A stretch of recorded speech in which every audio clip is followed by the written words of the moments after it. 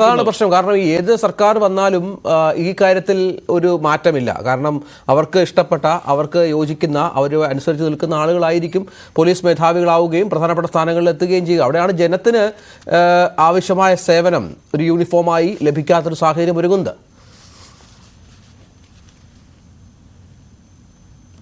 അതായത് പോലീസ് എന്ന വാക്കിന്റെ യഥാർത്ഥത്തിലുള്ള അർത്ഥം ജനസേവകർ എന്നല്ലേ രഞ്ജിത്ത്?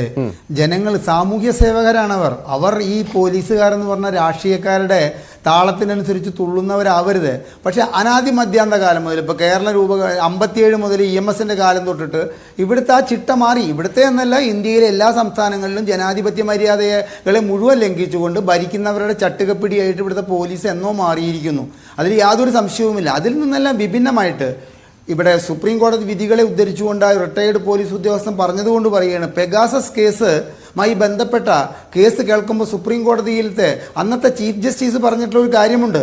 അതായത് നീതിയും നിയമവും നടക്കുന്നു, അതിൻ്റെ കർത്തവ്യ നിർവഹണത്തോടെ നടക്കുന്നു എന്ന് പറയുന്നതിനേക്കാൾ നീതിയും നിയമവും കർത്തവ്യ നിർവഹണത്തോടെ നടന്നു എന്ന് നികുതിദായകർക്ക് ബോധ്യപ്പെടുന്നിടത്താണ് അത് പ്രായോഗികമായിട്ട് നടന്നു എന്ന് വരുത്തി തീർക്കലേ, അല്ലാണ്ട് അത് നടന്നു എന്ന് പറയലല്ല, അത് ബോധ്യപ്പെടുത്തണം. ഇവിടെ പോലീസിന്റെ കാര്യത്തിൽ തന്നെ ഞാൻ ഈ സുപ്രീം കോടതിയുടെ വിധി ഈ എന്താ പറയുക കാഴ്ചപ്പാട് ഉദ്ധരിച്ചുകൊണ്ട് പറയട്ടെ, ഈ പോലീസ് നിഷ്പക്ഷമായിട്ട് നിൽക്കുന്നു എന്ന് ജനങ്ങൾക്ക് തോന്നണം. ഈ പിണറായി വിജയൻ സർക്കാർ അധികാരമേറ്റത് മുതൽ നാളിതുവരെ ഇപ്പം കോവിഡിൻ്റെ അവസാനം ലോക്ക്ഡൗൺ ഒക്കെ കഴിഞ്ഞിട്ട് ഈ കറുത്ത മാസ്ക് വെക്കുന്നവരെയും കറുത്ത ഡ്രസ്സ് ഇടുന്നവരെയും ഇദ്ദേഹം പോകുന്ന വഴിയിൽ കാണരുത് എന്നൊരു ഉത്തരവ് വരെ, റിട്ടേൺ ഉത്തരവ് വരെ ഈ പിണറായി വിജയൻ സർക്കാരിൻ്റെ കാലത്ത് പോലീസ് ഇറക്കാനുണ്ടായ മാനദണ്ഡം എന്താണ് അദ്ദേഹം ഈ കറുപ്പിനെ ഭയപ്പെടുന്നത്? ഏറ്റവും ക്രൂരമായ പീഡനങ്ങൾ അടിയന്തരാവസ്ഥ കാലത്തൊക്കെ ജയിലിൽ ഏറ്റുവാങ്ങിക്കൊണ്ട് പോലീസിൻ്റെ ഇവിടെ അദ്ദേഹം പറഞ്ഞതുപോലെ തന്നെ ചോരപുരണ്ട ഷർട്ട് ഉയർത്തിക്കാട്ടിക്കൊണ്ട് ഒരു ജനകീയ മുഖ്യമന്ത്രിയായി അധികാരമേറ്റ ഇദ്ദേഹത്തിന് എന്താണ് പറ്റിയത്? പിന്നെ ശ്രീ അസ്കർ പറഞ്ഞു, രണ്ടാം പിണറായി വിജയൻ സർക്കാരിനെ അധികാരത്തിലേറ്റിയത് ജനങ്ങൾ വിശ്വാസം കൊണ്ടാണെന്ന്.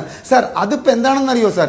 എറണാകുളത്തും താങ്കളുടെ നാട്ടിലൊക്കെ താങ്കൾ കണ്ടിട്ടുണ്ടാവും, വീട്ടിലെ ഊണ് എന്ന് ബോർഡ് വെച്ചിട്ട് ഈ ഹോട്ടലുകാരൊരു പുതിയ പറ്റിക്കലുണ്ട്. വീട്ടിൽ ഊണ്, ഞാനും 1-2 പ്രാവശ്യം പറ്റിക്കലിന് വിധേയമായി. നമ്മൾ അവിടെ ചെന്നിട്ട് ഊണ് കഴിക്കായിരിക്കും, വീട്ടിൽ ഊണല്ലേ എന്ന് വിചാരിച്ചിട്ട്. പക്ഷെ വിളമ്പി തരുന്നത് കാട്ടിൽ ഊണിനേക്കാൾ മോശമായിട്ടുള്ള ഊണാണ് വിളമ്പി തരുന്നത്. അങ്ങനെ ഭക്ഷണം കഴിച്ച ജനങ്ങൾ, വിഡ്ഢികളായ ജനങ്ങൾ, എന്നെപ്പോലുള്ള ജനങ്ങളെ പോലെയാണ് ഈ രണ്ടാം പിണറായി വിജയൻ സർക്കാരിനെ അധികാരത്തിൽ കയറ്റിയ ജനങ്ങൾ ഇപ്പൊ പരിതപിക്കുന്നത്. പക്ഷെ അതിൽ നിന്ന് നമുക്ക് റൈറ്റ് ഫോർ കോൾ ബാക്ക് എന്ന് പറയുന്ന ഒരു നിയമം നിലവിലില്ലാത്തത് കൊണ്ട് നമ്മളിപ്പോൾ അതിൽ യാതൊന്നും ചെയ്യാൻ നിർത്തിയില്ല. ഇനിയും ഒരു 2.5 കൊല്ലം ഞങ്ങൾക്ക് സഹിക്കുകയെ നിവൃത്തിയുള്ളൂ എന്ന് പറയേണ്ട ഒരു അവസ്ഥയിലേക്ക് കാര്യങ്ങൾ കൊണ്ട് ചെന്നെത്തിക്കുന്ന ഈ മുഖ്യമന്ത്രി ശ്രീ രഞ്ജിത്ത്, ഒരു കാര്യം താങ്കൾ മനസ്സിലാക്കുക, സ്തുതിപാഠക വൃന്ദത്തിന്റെ അങ്ങേയറ്റം പിടിയിൽ അമർന്നു പോയതാണ് ഇദ്ദേഹത്തിന്റെ പ്രശ്നം. ഇദ്ദേഹത്തിന് നേരായ മാർഗത്തിലൂടെ ഇത്തരം കാര്യങ്ങൾ ഉപദേശിച്ചു കൊടുക്കാൻ ആരുമില്ല. കാരണം താങ്കൾ ഒരു കാര്യം മനസ്സിലാക്കണം, ലോകം മുഴുവൻ വികലാംഗരെ ആദരിച്ചുകൊണ്ടിരിക്കുകയാണ്. വികലാംഗർ എന്ന് പറഞ്ഞാൽ അവർക്ക് വേണ്ടിയിട്ട് ടോയ്ലറ്റ്, ബസ്സിൽ കയറാൻ അവർക്ക് സംവിധാനം, അവർക്ക് സർക്കാർ ഓഫീസുകളിലേക്ക് കയറിപ്പോകാൻ റാമ്പ്, പിടി ഒക്കെ ഒരുക്കി കൊടുക്കുന്ന ഒരു സംസ്ഥാനത്ത് അല്ലെങ്കിൽ ഒരു രാജ്യത്ത് ഒരു വികലാംഗനെ പോലീസ് തല്ലിച്ചതയ്ക്കുന്നത്, അല്ലെങ്കിൽ പോലീസിന്റെ ഡിവൈഎഫ്ഐയുടെ ആൾക്കാർ തല്ലിച്ചതയ്ക്കുന്നത് കാണുമ്പോൾ എന്താണ് നമുക്ക് തോന്നുന്നത്? എന്നിട്ട് പിറ്റേ ദിവസം അതിന്റെ ചർച്ചയിൽ എൻ്റെ ഒപ്പം ഇരുന്ന ഡിവൈഎഫ്ഐയുടെ നേതാവ് പറഞ്ഞത് എന്താണെന്നറിയോ? അദ്ദേഹം വികലാംഗനാണെന്ന് ഈ തല്ലിയവർക്ക് മനസ്സിലായില്ല. ഇനി വികലാംഗൻ അല്ലെങ്കിൽ തന്നെ തല്ലാൻ ആരാണ് അധികാരം കൊടുത്തത്? ഒന്നാമത്, കാൽമുട്ടിന് താഴെ രണ്ട് ഭാഗം ഇല്ലാത്തൊരു വ്യക്തിയെ കണ്ട തിരിച്ചറിയാൻ വയ്യാത്ത വിധത്തിൽ ഈ ഡിവൈഎഫ്ഐക്കാരും അല്ലെങ്കിൽ ഇവിടുത്തെ പോലീസ് മതപ്പതിച്ചോ? അപ്പം ഇതൊക്കെ ജനങ്ങളെ സംബന്ധിച്ചിടത്തോളം നവകേരള യാത്ര നടത്തേണ്ടത് ഈ വരാൻ പോകുന്ന 2024 തെരഞ്ഞെടുപ്പിലെ ഇടതുപക്ഷ ജനാധിപത്യ മുന്നണിയുടെ രാഷ്ട്രീയ ആവശ്യമായിരുന്നു. അതിനെ കേരളത്തിലെ നികുതിദായകരായ ജനങ്ങളെയും പ്രതിപക്ഷത്തെയും അടിച്ചൊതുക്കിക്കൊണ്ട് അത് കാസർഗോഡ് മുതൽ തിരുവനന്തപുരം വരെ കൊണ്ടുപോയി സമാപിപ്പിക്കേണ്ട ഒരു ആവശ്യവും ഉണ്ടായിരുന്നില്ല. ഇപ്പൊ ഈ ചർച്ചയിൽ